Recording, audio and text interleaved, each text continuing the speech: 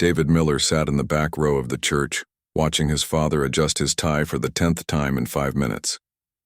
The 15-year-old boy had never seen his dad so nervous, not even during the worst days after Mom's death 3 years ago.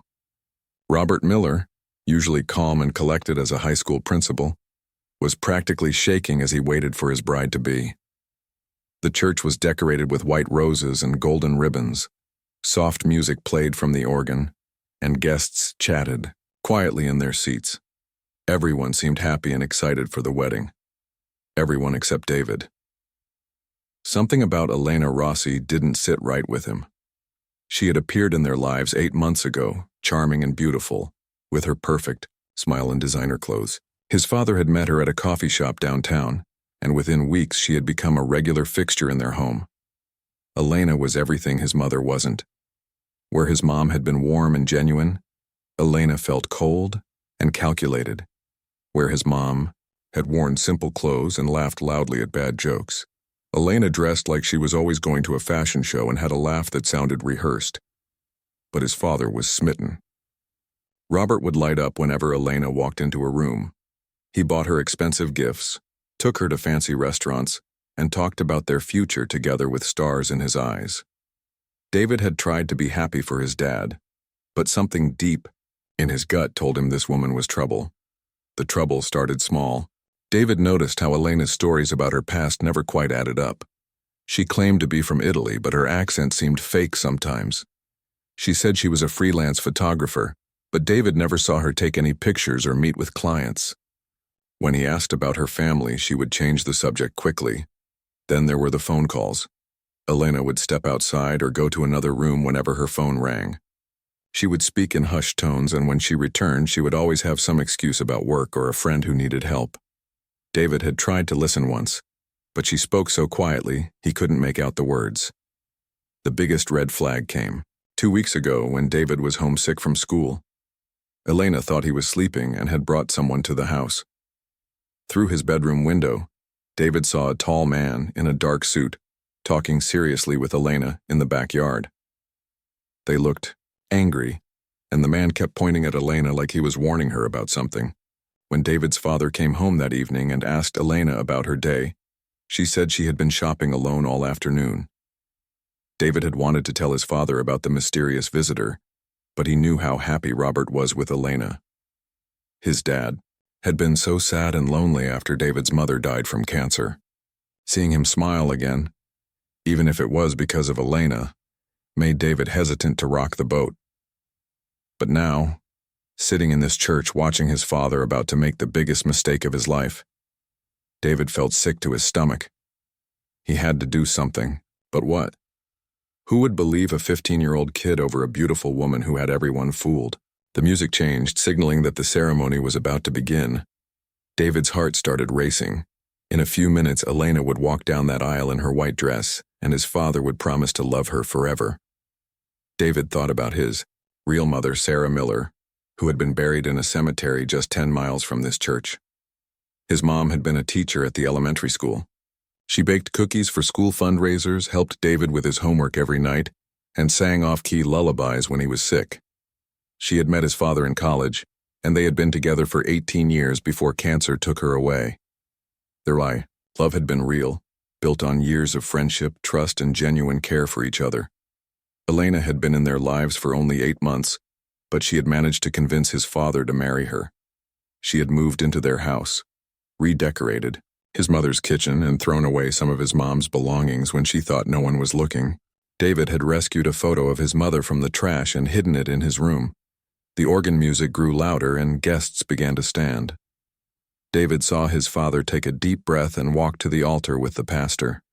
Robert looked handsome in his dark suit, his graying hair neatly combed.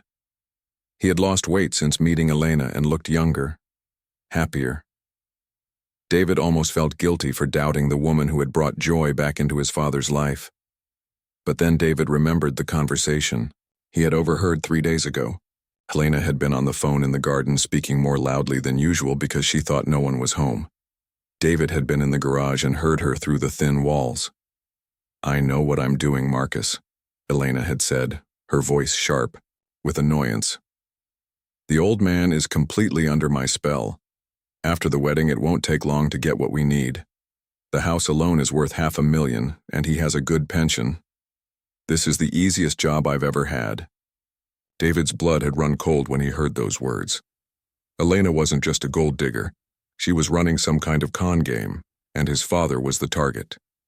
David had wanted to burst out of the garage and confront her right then, but he knew she would just deny everything. He needed proof, something concrete that would make his father see the truth.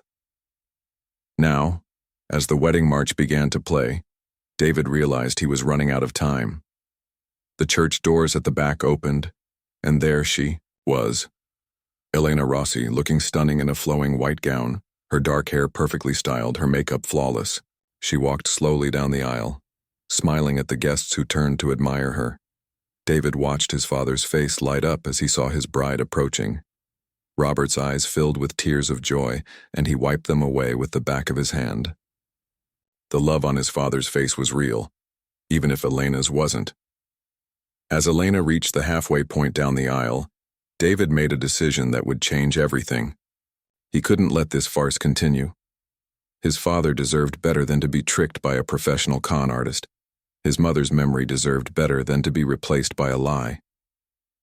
David stood up from his seat in the back row. His legs felt shaky, but his resolve was strong. He had to find a way to stop this wedding before it was too late. Elena continued her slow walk down the aisle, her smile never wavering as she nodded gracefully at the wedding guests. David's heart pounded in his chest as he watched her performance. She was good at this, he had to admit. If he hadn't overheard that phone conversation, he might have believed she was genuinely happy to be marrying his father. David sat back down, his mind racing with possibilities.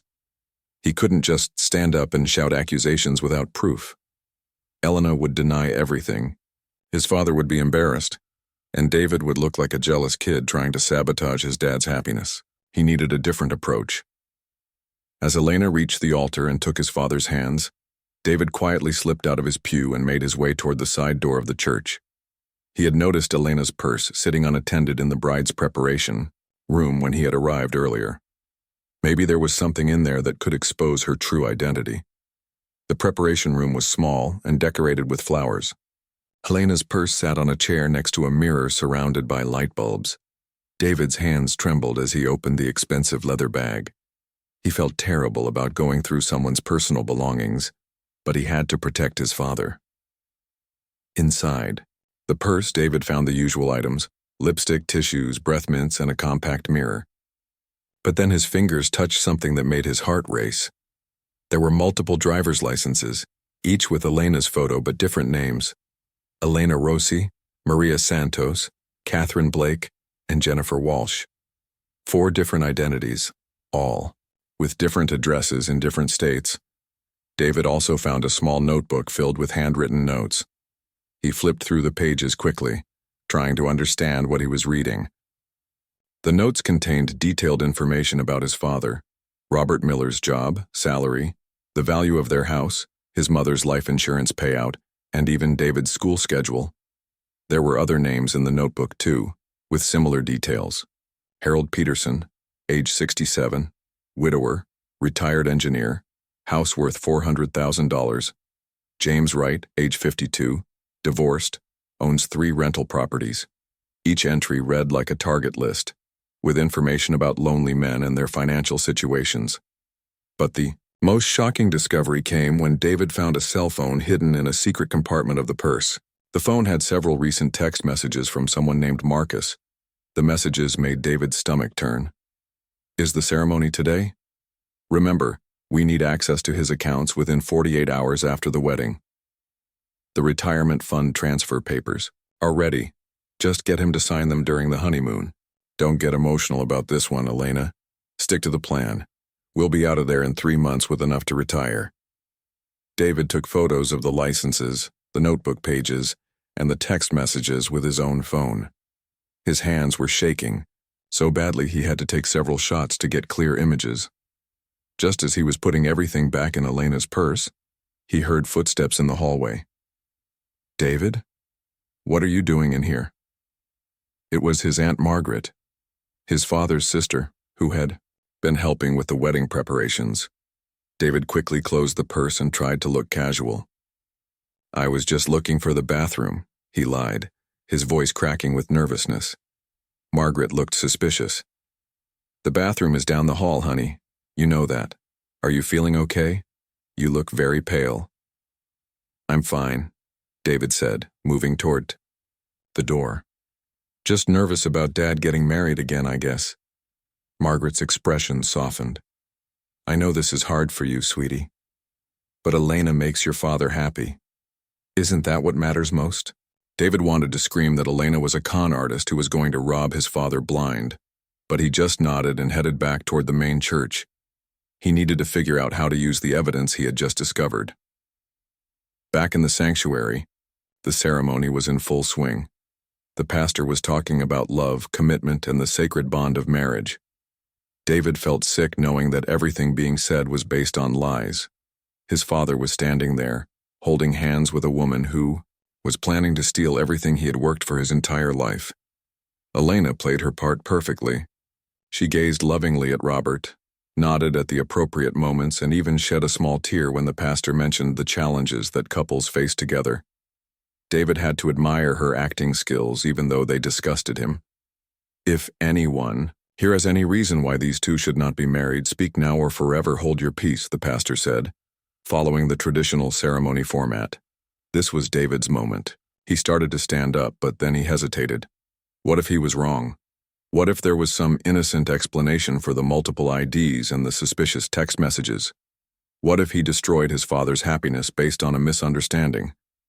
But then David remembered his mother's face, the way she had looked at his father with genuine love and trust.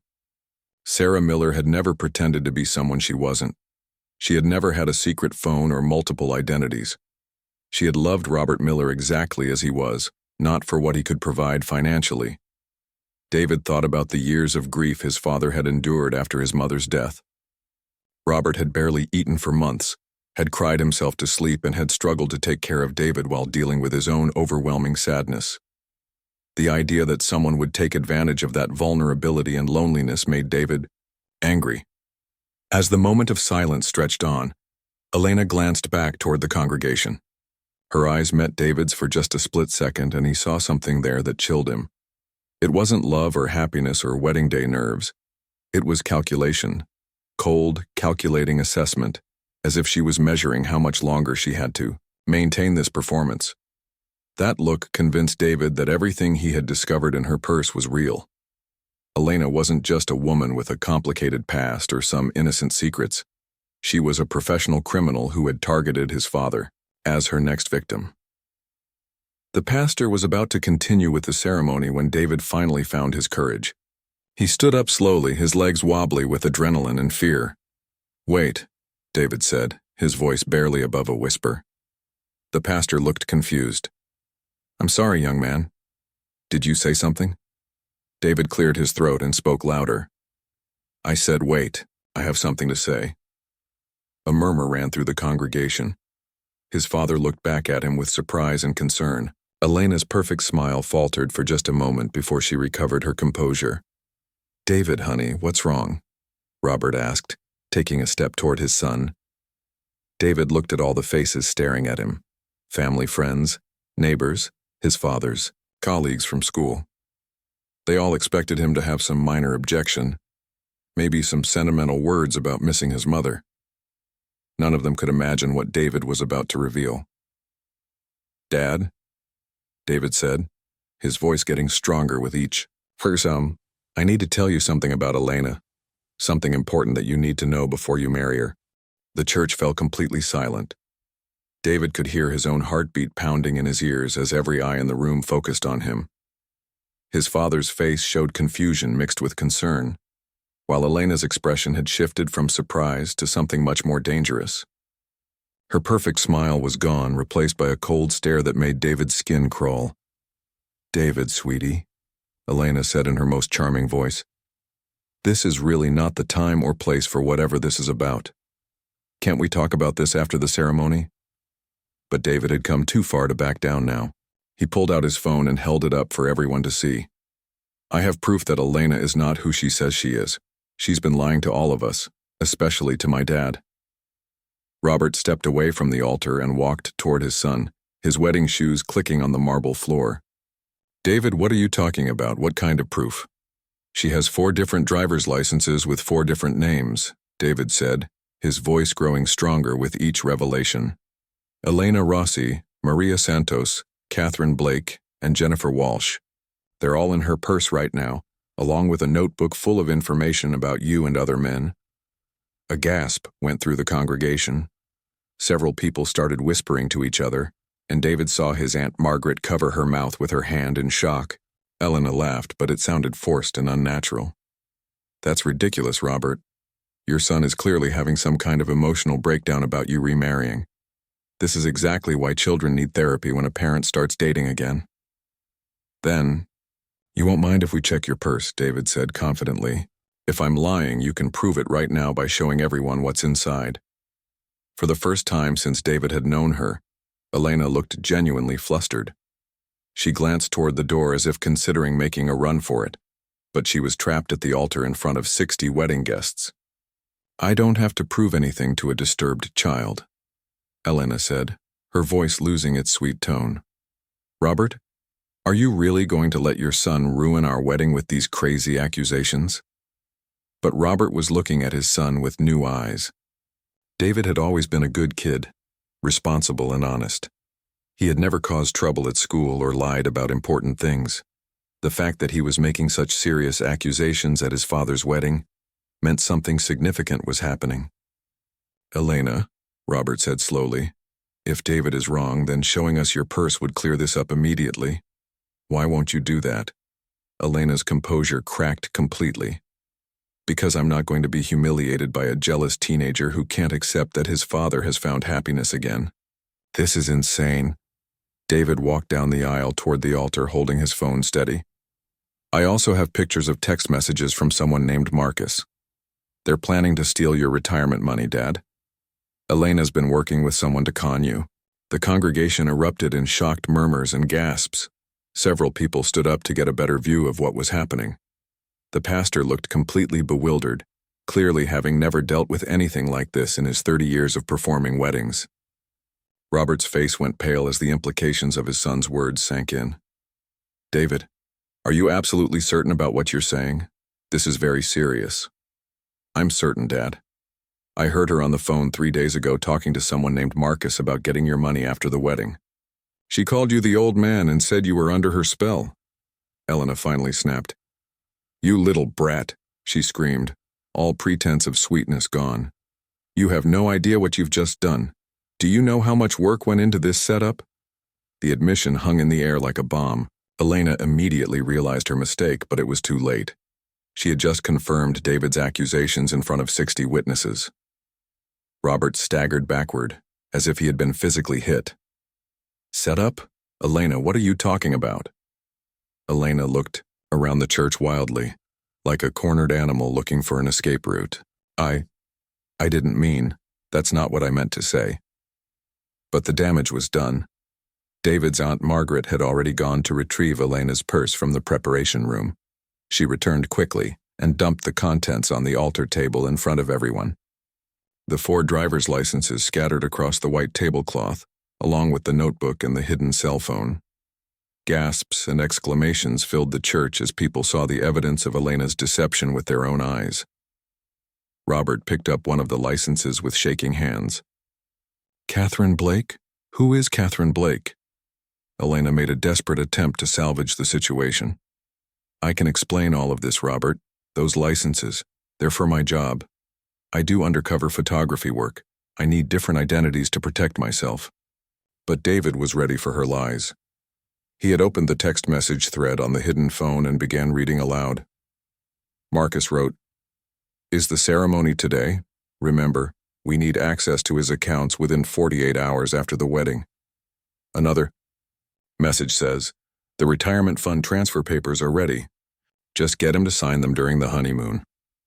Each word hit Robert like a physical blow. The man who had been glowing with happiness just minutes before now looked devastated and humiliated. He had to grip the altar rail to keep from falling over. "48 hours?" Robert whispered. "You were planning to steal my money within 48 hours of marrying me?" Elena realized there was no way out. Her carefully constructed facade crumbled completely, revealing the cold, calculating criminal underneath. "You want to know the truth, Robert? Fine. You were an easy mark. A lonely widower with money and a trusting nature. I've done this 4 times before, and it always works perfectly." The church erupted in angry voices. Several men stood up as if they wanted to grab Elena, but she continued her bitter confession. "You were so desperate for companionship after your wife died that you believed every word I said. The fake accent, the made-up stories about Italy, the pretend photography career. You swallowed all of it because you were pathetic and lonely." Robert's face crumpled with pain and humiliation. David had never seen his father look so broken, not even during the worst days after his mother's death. At least then, his father had been grieving for something real. Now he was discovering that the happiness he thought he had found was completely fake. David felt terrible for causing his father this pain, but he knew he had done the right thing. If Elena had succeeded in her plan, the financial and emotional damage would have been far worse. Elena grabbed her purse and started shoving her fake IDs back inside. "I'm leaving. And don't even think about calling the police. You can't prove I actually stole anything yet." But as Elena turned to leave, she found her path blocked by 2 police officers who had been quietly summoned by the pastor during the confrontation. Apparently, weddings weren't the only thing that happened at this church. The pastor had dealt with domestic disputes before and knew when to call for help. "Ma'am, we'd like you to stay and answer a few questions," one of the officers said politely but firmly. Elena's eyes darted around the room one more time, looking for any possible escape. But she was surrounded by angry wedding guests, blocked by police officers, and her carefully planned con had just exploded in spectacular fashion. David watched as the woman who had almost become his stepmother was led away in handcuffs, her white wedding dress dragging on the church floor. The police station was nothing like the places David had seen on television shows. The real thing was smaller, more cramped, and smelled like coffee and disinfectant. David sat in an uncomfortable plastic chair next to his father while Detective Sarah Chen took their statement. Robert hadn't spoken much since leaving the church 3 hours earlier. He sat slumped in his chair, still wearing his wedding tuxedo but with the bow tie hanging loose around his neck. The man who had been so excited that morning now looked like he had aged 10 years in a single afternoon. "Mr. Miller, I know this is difficult, but I need you to tell me everything you remember about Elena's behavior over the past 8 months," Detective Chen said gently. She was a kind-looking woman in her 40s with understanding eyes. Robert cleared his throat and began speaking in a monotone voice. "She said she was from Italy originally. She claimed her parents died in a car accident when she was 21. She told me she moved to the United States to start over and became a freelance photographer. Did you ever see any of her photography work?" the detective asked. "She said she mostly did private events and didn't like to show her portfolio to people she was dating. She claimed it kept her professional and personal lives separate." Robert rubbed his forehead with both hands. "I should have known something was wrong when she never had any photography equipment around the house." David felt terrible watching his father relive all the lies Elena had told. Every fake story, every made-up detail about her past, every calculated move to make Robert fall in love with her. It all sounded so obvious now that the truth was out. "What about her living situation when you first met her?" Detective Chen continued. "She said she was renting a small apartment downtown, but she never invited me over. She always wanted to meet at restaurants or come to my house. She said her place was too small and embarrassing for someone as successful as me to visit." The detective made notes as Robert spoke. "Did she ever ask you directly for money or access to your accounts?" "Not directly, no. But she did ask a lot of questions about my job, my pension, the house, David's college fund. She said she wanted to understand my financial situation so we could plan our future together." Robert's voice got quieter with each admission. "She offered to help me organize my finances after we got married. She said she was good with numbers and could help me invest better." David realized how carefully Elena had planned everything. She hadn't asked for money directly because that would have raised suspicions, Instead, she had positioned herself as a helpful partner who just wanted to make Robert's life easier. After the wedding, she would have gained access to everything, legally as his wife. "Detective Chen," David said, "what's going to happen to Elena now? Will she go to prison?" The detective looked at David with respect. "That depends on what else we find when we investigate her background. What she did to your father might be fraud, depending on whether she took any money. But if she's done this to other men like she claimed, there could be much more serious charges." As if on cue, Detective Chen's phone rang. She answered it and listened for several minutes, occasionally saying, "I see," and "That's very interesting." When she hung up, she looked at Robert and David with a mixture of satisfaction and concern. "That was my partner calling from Elena's apartment. Her real name is Michelle Torres, and she's wanted in 3 different states for marriage fraud. We found evidence connecting her to at least 6 other victims over the past 5 years. Some of these men lost their entire life savings." Robert made a sound like he had been punched in the stomach. "6 other men? How could I have been so stupid?" "Mr. Miller, you weren't stupid," Detective Chen said firmly. "These people are professionals. Michelle Torres has been perfecting her technique for years.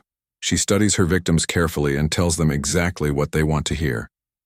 You're not the first intelligent person to fall for a con like this, and you won't be the last." David reached over and put his hand on his father's arm. "Dad, Detective Chen is right. Michelle, she was really good at this. She fooled everyone at first. Even I thought she might be okay until I started noticing weird things." "What kind of weird things?" Detective Chen asked David. "Your observations might be helpful for the investigation." David told the detective about the fake accent that slipped sometimes, the mysterious phone calls, the man who had visited the house when Elena thought no one was around, and finally the conversation he had overheard in the garden 3 days before the wedding. "You have good instincts, David," the detective said. "Most people wouldn't have noticed those details.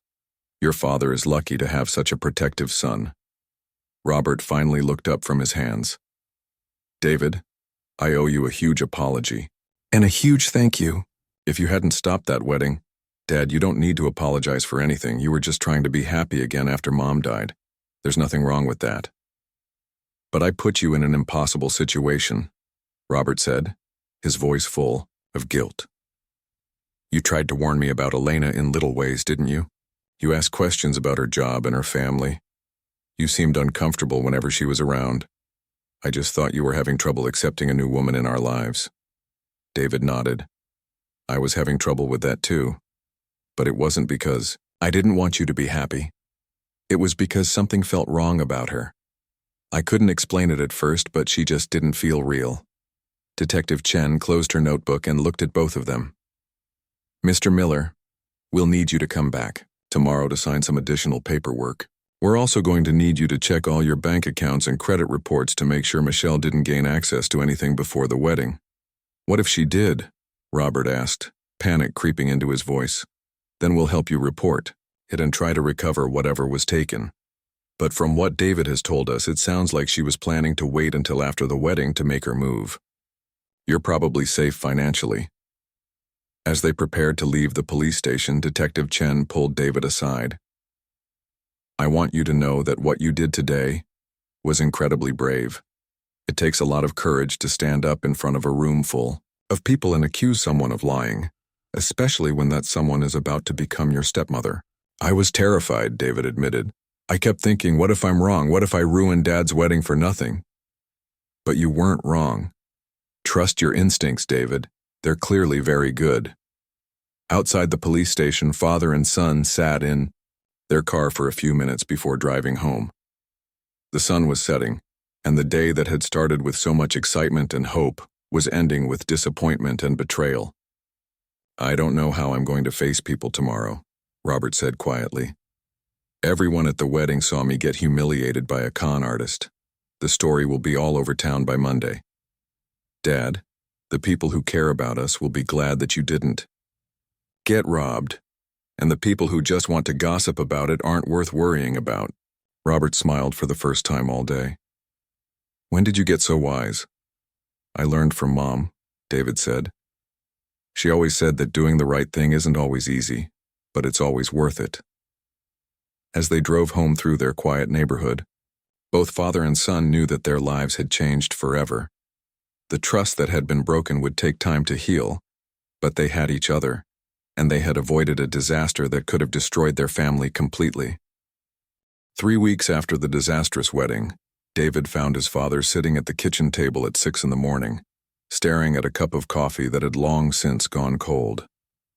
Robert had been getting up earlier and earlier each day, unable to sleep through the night. The shame and embarrassment of being fooled so completely was eating away at him.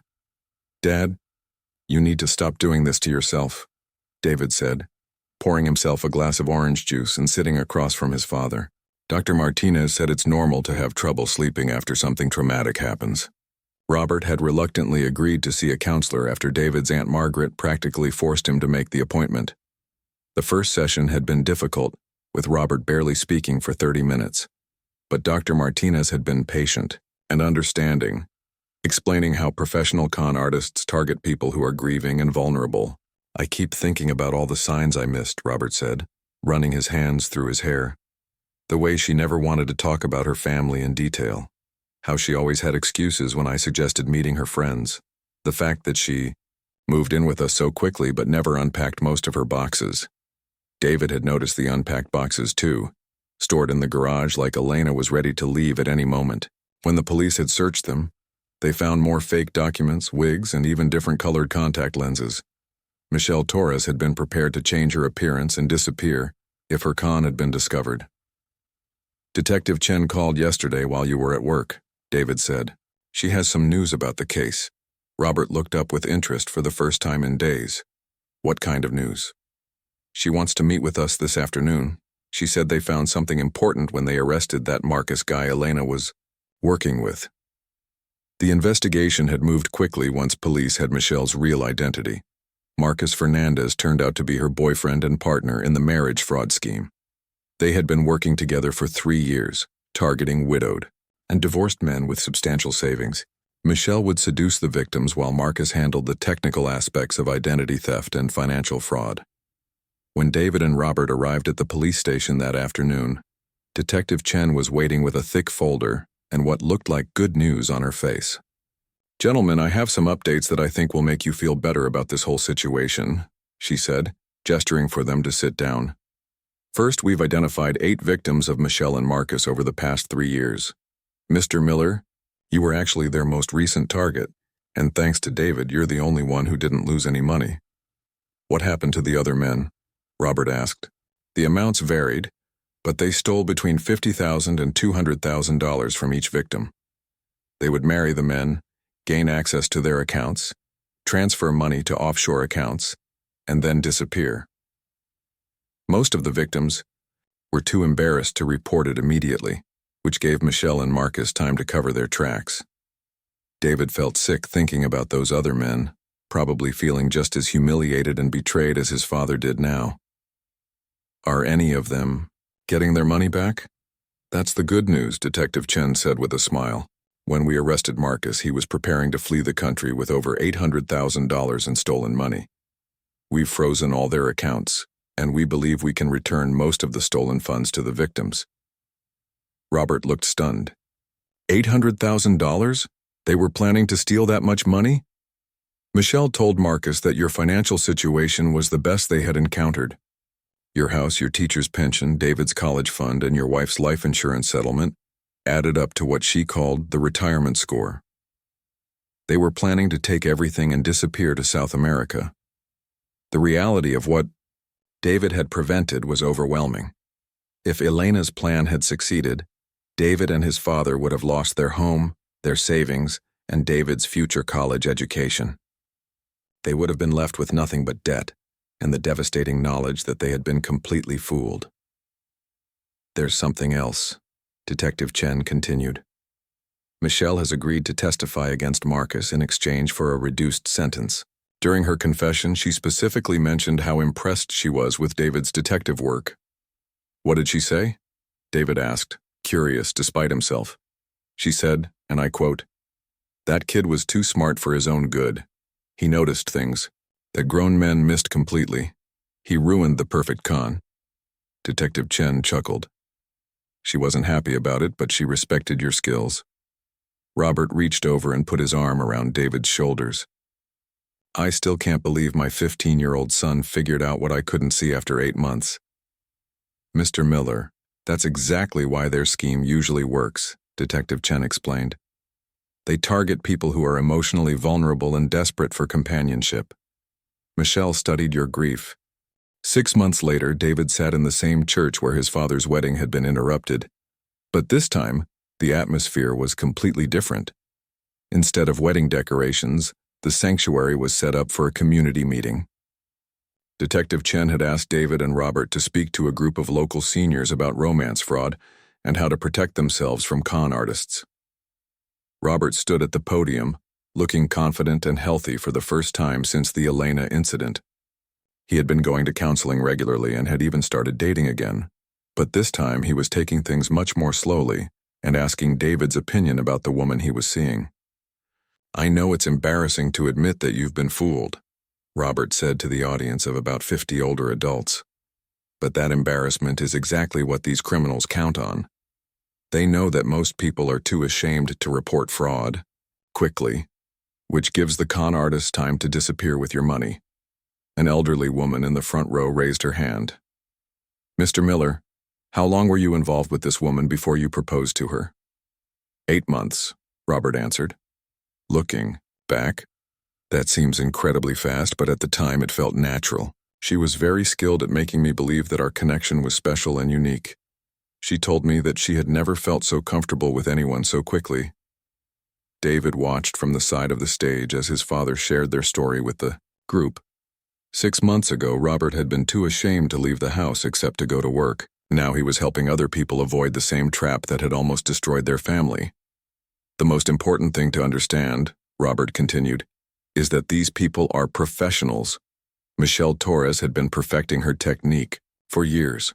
She had fake references, fake social media accounts, and even fake friends who would vouch for her character. This wasn't some amateur operation. When it was David's turn to speak, he felt nervous addressing a room full of adults, but Detective Chen had encouraged him to share his perspective on what had made him suspicious of Elena, when his father and everyone else had been fooled. The thing that bothered me most was that Elena's stories never quite added up, David said, into the microphone.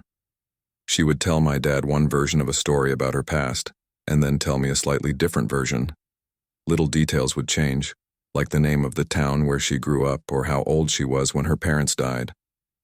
An older man in a blue sweater asked, "But how did you know those weren't just normal memory mistakes? People sometimes remember things differently." "That's a really good question," David replied. "I think the difference was that Elena's changes seemed intentional, like she was testing different versions of her story to see which ones worked better. Also, she never had any photos or souvenirs from her past. When people talk about their childhood or their family, they usually have pictures or mementos. Elena never showed us anything personal from before she met my dad." Detective Chen stepped up to the microphone after David finished his presentation. "I want to emphasize something that David just said about photos and personal items. Legitimate people have a paper trail of their lives. Old photos, school records, work history, family connections. Con artists often have very little physical evidence of their claimed past because most of it is made up." After the presentation, several people came up to thank David and Robert for sharing their story. An elderly woman named Mrs. Patterson approached David with tears in her eyes. "Young man, I think you might have just saved me from making a terrible mistake," she said quietly.